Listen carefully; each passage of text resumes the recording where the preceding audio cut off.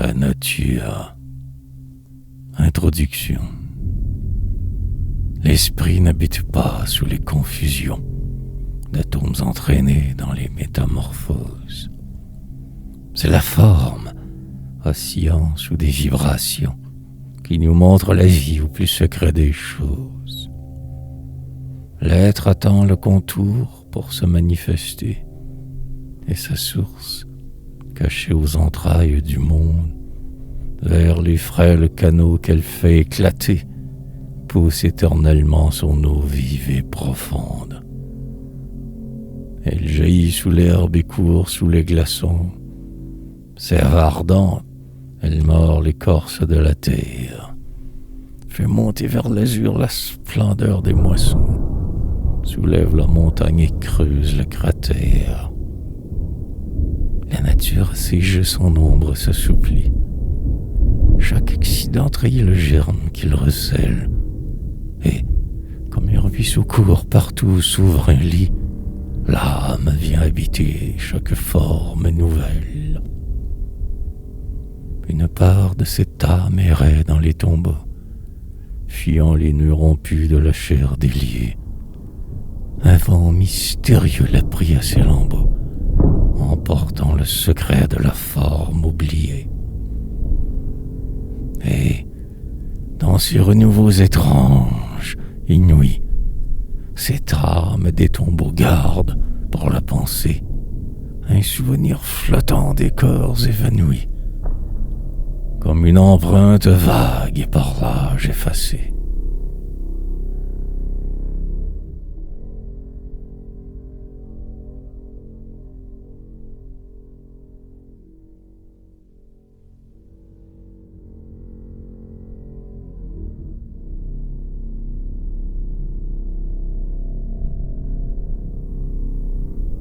Les arbres, les grands chênes, pareils à de sombres amants, tordent dans l'air leurs bras ou pend leurs chevelures, et, debout sous le vent, ont la sinistre allure des mornes désespoirs et des accablements.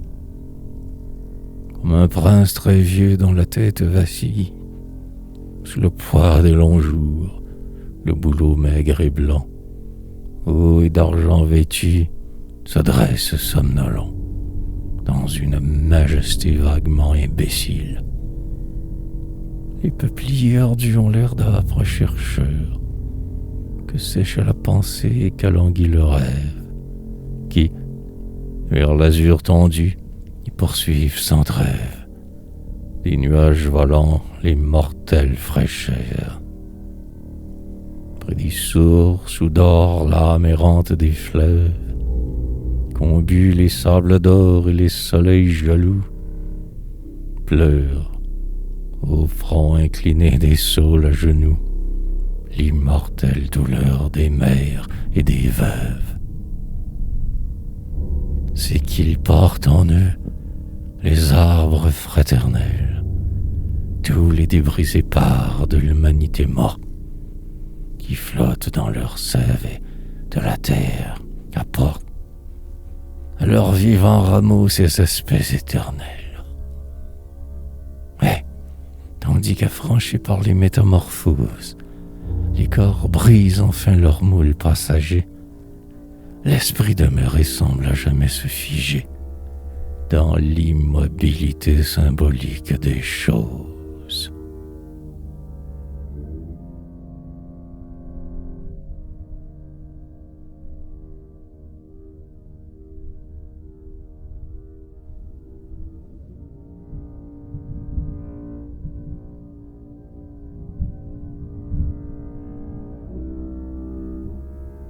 Le broussaille, c'est l'âme des aïeux que vers l'azur clément les grands arbres des bois élèvent lentement, debout dans leur vieillesse héroïque et superbe. Nos morts, nos jeunes morts, à nous, dorment sous l'herbe. Quelques broussailles, à peine au feuillage penché, jettent un rameau vivant sur les premiers couchers, et rend nos regards à l'air sacré qui passe, aux rayons du soleil, aux ailes de l'espace. Un peu de ce qui fut autrefois notre cœur. Et la ronce, pareil au souvenir vainqueur, qui ploie ses liens toute peine qui dure, cloue à leur vain tombeau cette pâle verdure. Sous cette épine aussi, ce qui reste de nous se penche et se déchire et brise nos genoux, et courbe notre front que le deuil rend austère, jusqu'aux embrassements suprêmes de la terre. Et la terre, sentant ce filial baiser que sur son sein maudit tout homme vient poser, s'émeut et prend pitié de nos destins moroses, et parmi ces buissons laisse croître des roses, où se respire encore l'âme des bien-aimés dans le recueillement des longs soirs parfumés, à l'heure où, scintillant comme un pleur sous des voiles, la tristesse des nuits monte aux yeux des étoiles.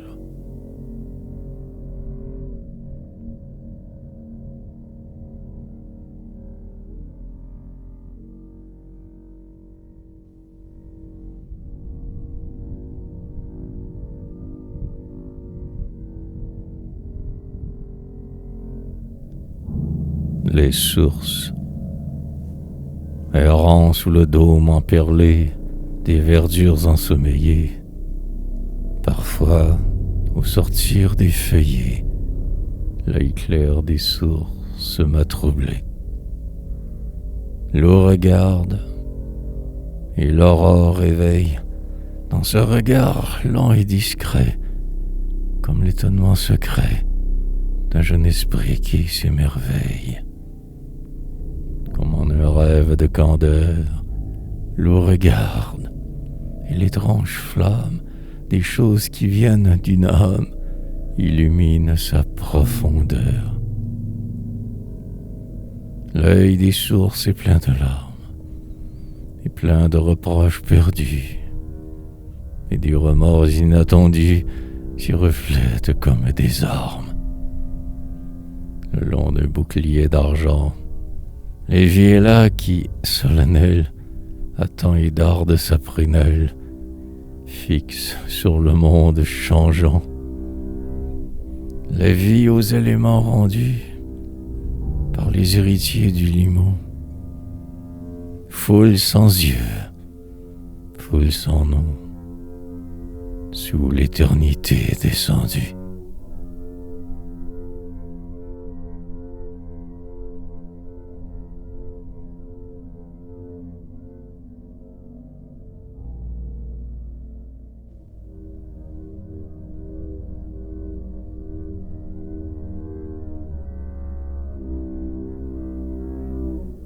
Les nuages, les morts vont vite. Du front des sources qui, sans trêve, se lamentent sous les gazons, vers le ciel bleu des horizons, ils sont remontés comme un rêve. Fils des terrestres éléments, nés des pleurs éternels de l'onde, plus haut que ces gémissements, ils ont fui par-delà le monde. Et, sous leurs ailes obscurcies, l'azur attristé les emporte. Les nuages, blanches cohortes. Les morts légers passent ainsi.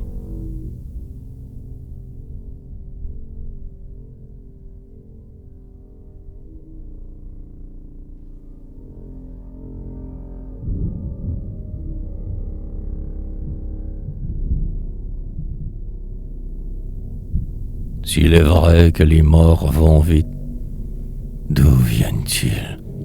Où s'en vont-ils? Ces souffles errants et subtils qu'une âme vagabonde habite.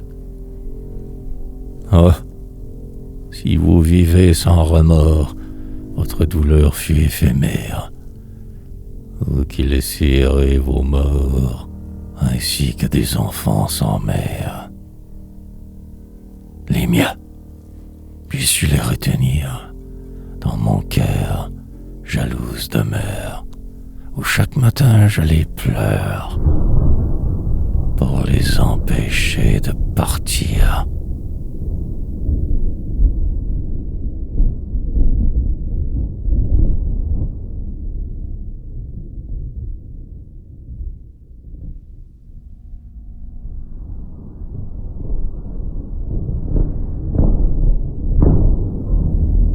Pour les empêcher de partir, je leur parle avec vigilance.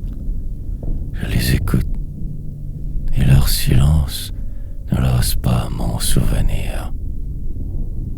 Car l'oubli seul donne des ailes aux morts que nous avons pleurés. Et si vous êtes immortels, âmes, mes sœurs, vous m'attendrez. La même fange nous rassemble, le même azur, Dieu nous le doit. Quand le nid devient trop étroit, tous les oiseaux partent ensemble.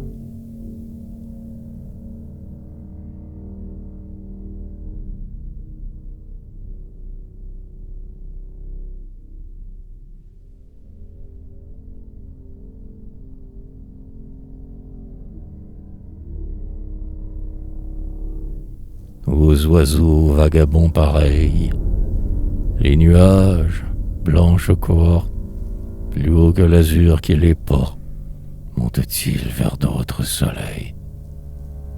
Par-delà les sphères mortelles, rencontrent-ils des cieux plus beaux, où vont ces écarts nouveaux fondre la neige de leurs ailes? Triste de l'éternel souci que font les choses inconnues, nous poursuivons le vol des nues. Les morts légers passent ainsi.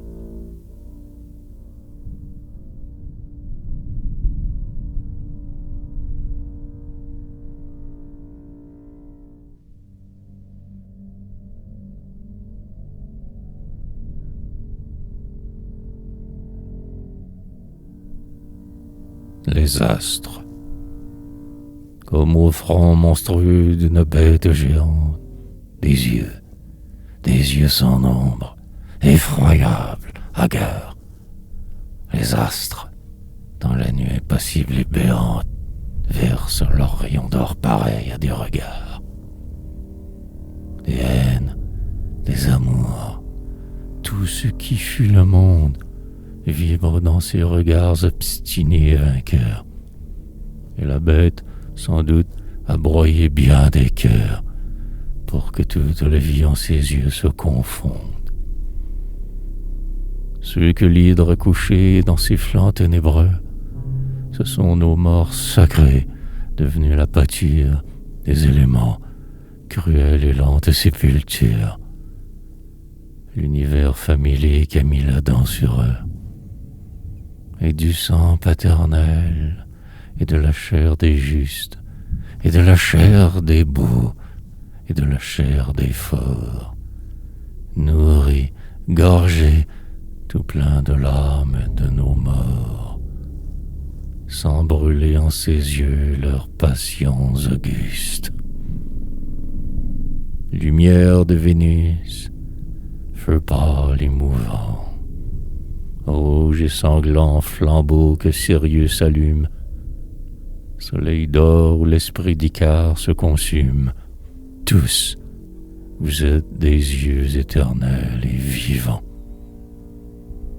Et la terre, œil aussi, brûlant et sans paupières, sent dans ses profondeurs sourdre le flot amer que déroule le flux éternel de la mer.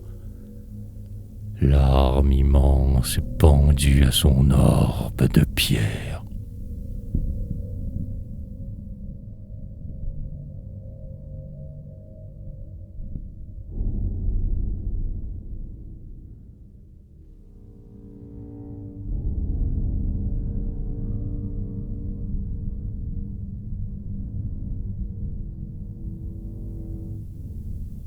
La mer. Ô mer, sinistre mer que la bise d'automne secoue et fait claquer ainsi qu'un vin lambeau. Ô mer, joyeuse mer, magnifique manteau qu'agrafe le soleil au flanc nu de l'automne. Ô mer, sinistre mer dont le gémissement trouble l'esprit nocturne attardé sur les grèves. Ô mer, joyeuse mer qui, pour bercer les rêves, a des bruits de baisers, de chuchotements. Ô mer, sinistre mer, pleine de funérailles. Ô mer, joyeuse mer que peuple un flot vivant.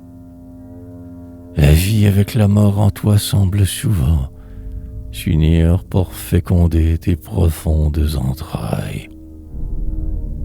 Es-tu le copiment sous le filtre sacré des renouvellements opèrent son mystère? Où viennent se tremper les forces de la terre pour embrasser la forme en faisceau plus serré? Es-tu le temple obscur de nos métamorphoses? Le trésor infini des mouvements divers dont s'animent les corps épars dans l'univers et des aspects sans fin que revêtent les choses? Puisque, sans te lasser, l'âpre travail du vent englouti dans tes flancs de charnel semailles. Ô mer, sinistre mer, pleine de funérailles.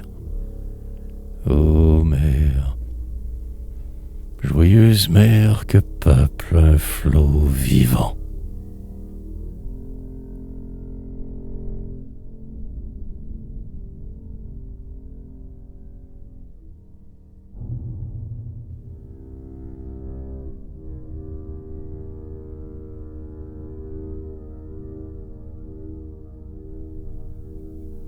La neige. On dirait que la terre a bu le sang des lits, et d'un deuil éclatant voile cette hécatombe, car déjà la blancheur des marbres clôt la tombe où dorment pour longtemps ces doux ensevelis. Je t'adore, ô pâleur des vierges trépassées, dans l'éblouissement des rêves amoureux, emportant dans l'azur des essors douloureux de leur âme pareille aux colombes blessées. Quel vent a flagellé l'aile que tu parais, d'où et flottant duvet tombé du vol des anges, et secoué dans l'air tes floraisons étranges qui font comme un printemps l'hivernal cyprès. Les cygnes se sont-ils heurtés contre la nuit, cherchant aux cieux l'azur de leur grand lac fermé? Ou Psyché, renouant ses voiles parfumés, ces jeunes candeurs s'est-elle souvenue? On dirait que la terre a pitié de nos morts, et, vierge devenue au toucher de la neige, suspend des floraisons le travail sacrilège dans ses flancs qu'au repos invite le remords. Ô neige, tu m'étreins le front sous le mystère de ta froide splendeur et, comme épouvanté, je pense que, des cieux déchus de leur clarté, le lait d'une déesse a coulé sur la terre.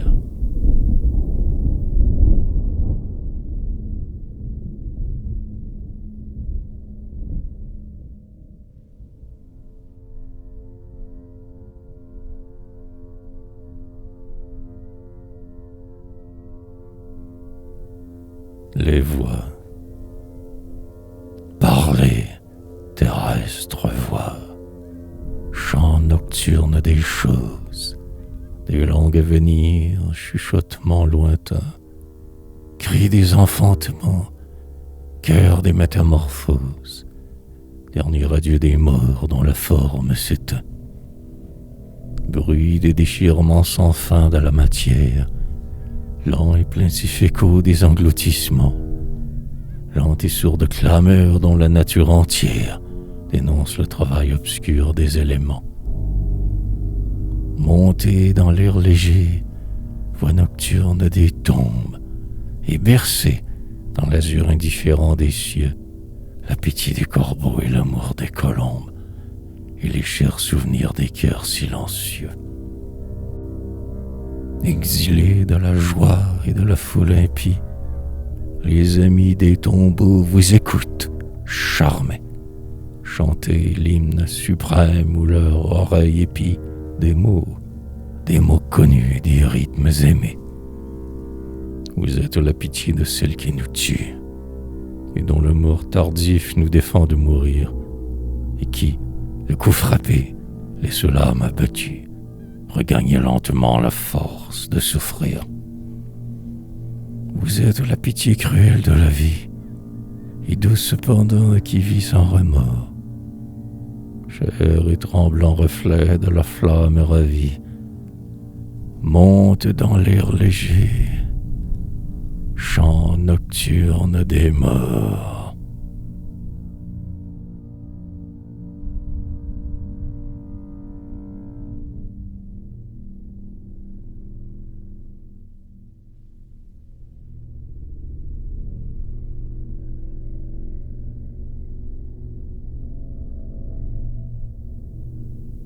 Les parfums,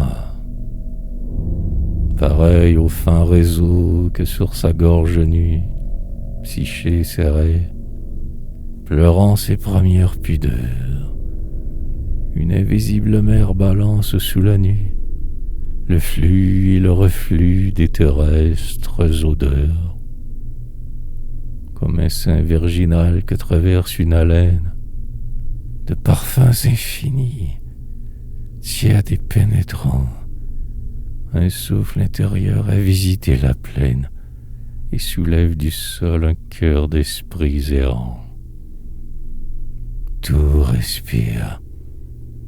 Les bois sentent courir une âme à leur cime légère et pleine de frissons, et, comme la chaleur d'une lointaine flamme, les voluptés du soir remontent des horizons. Les charnelles senteurs des verdures marines suivent, le long des flots, le spectre de Vénus.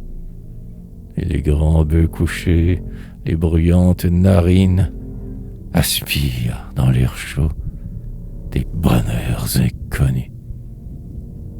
Tous enivrent de boire à la source cachée, où, comme un holocauste éternel et fumant, la vie exhale une âme à la mort arrachée, une âme qui dormait sous l'herbe, obstinément.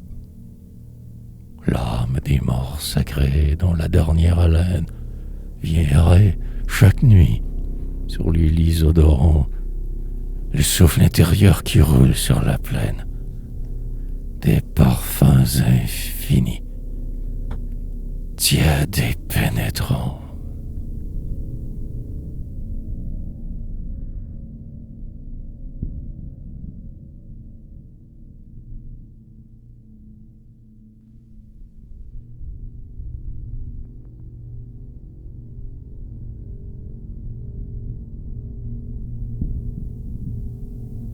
Épilogue. Ô lampe des tombeaux, astres, feu symbolique, allumés dans la nuit sereine où nous mourons, gazon qui fleurissez les humaines reliques, vous n'êtes pas encore tout ce que nous serons. Grand bois debout dans l'ombre naissent les mystères, nuages qui passaient, rapides sur nos fronts. Source au regard lent et doucement austère, vous n'êtes pas encore tout ce que nous serons. Plus haut que la forêt, que la vapeur légère, que l'étoile embrasée, que les cieux béants s'acheminent au-delà des terrestres néants, une part de notre âme à nos corps étrangères, qui ne subira plus l'injure passagère des formes que la mort prend, rassemblées distants. Elle se fut en nous dans l'ombre et nous attend, cette part de notre âme à nos corps étrangères. Elle se fait en nous de l'espoir révolté, qui seul nous faisait vivre et qui trahit la vie. De tout ce qui laissa notre âme inassouvie, se forme et croit en nous notre immortalité. Le trésor de nos vœux perdus grossit sans trêve, et le flot de nos pleurs jusqu'au ciel est monté. Des larmes de l'amour et des splendeurs du rêve, sa forme et croit en nous notre immortalité.